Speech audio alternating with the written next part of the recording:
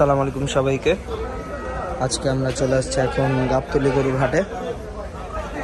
সুন্দর সুন্দর গরুর কালেকশন আজকে গাবতলী গরুর হাটের আপনাদেরকে দেখাবো।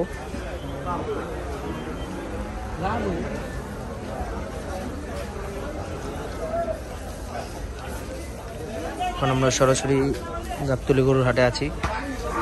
খুব সুন্দর সুন্দর ক্রস,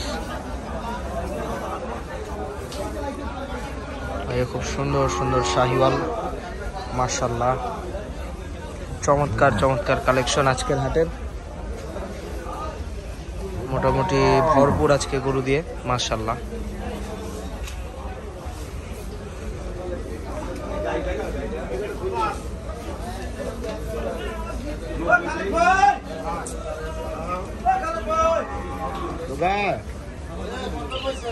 Tugai.